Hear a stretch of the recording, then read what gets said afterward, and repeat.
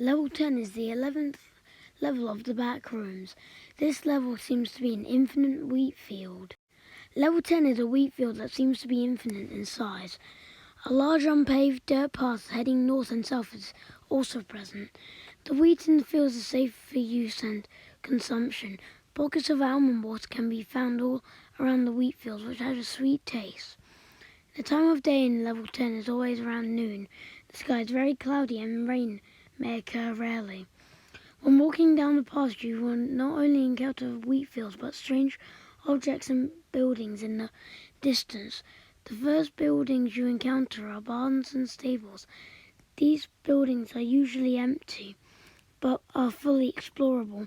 The contents of the barns vary, but hay, animal fur and animal noises are present throughout the barns and stables. The objects you can find inside include tractors, farming utilities, etc. Small houses can be found around level 10. These houses seem to be built around the early 1980s and are quite empty, hence resources scarce. Do not enter the houses, as an event will occur where sobbing can be heard emanating from the house, and those present inside will disappear. These houses, however, do possess a chance to bring some levels like level 9 and level 7, although this is unconfirmed. In one fairly large area of level 10, a town can be found. This town seems to have been built in the 1980s, around the same time as the houses. The buildings are full of various items. Unlike the more modern houses nearby, the town includes shops, apartments, houses, etc. This town is home to a community living inside of it that decided to make the town their home.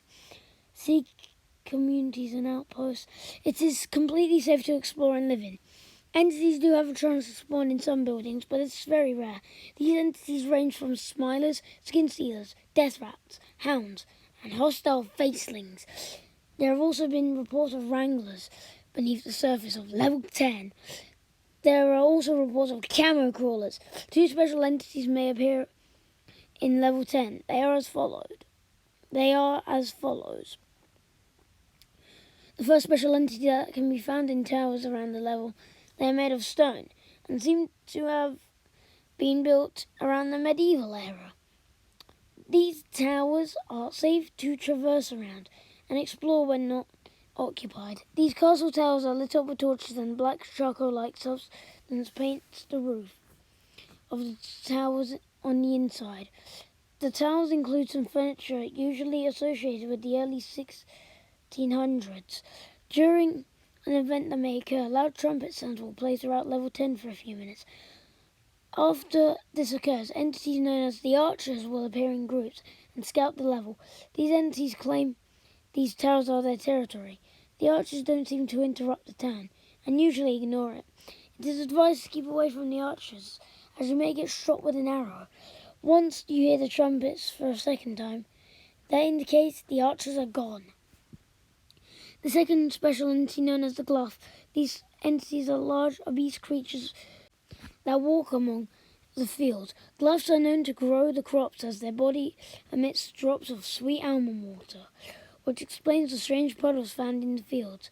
These entities are very friendly and like to play around in the fields. Their movements are very slow and graceful, as their bodies fall slowly as if they were a balloon. Gluffs tend to eat wheat in the fields that they grow. These entities are useful for growing and harvesting crops. Entrances. To enter, walking off a path into the fields when in level 9 will lead to level 10. Climbing a chain-linked fence in level 205 will lead to level 10.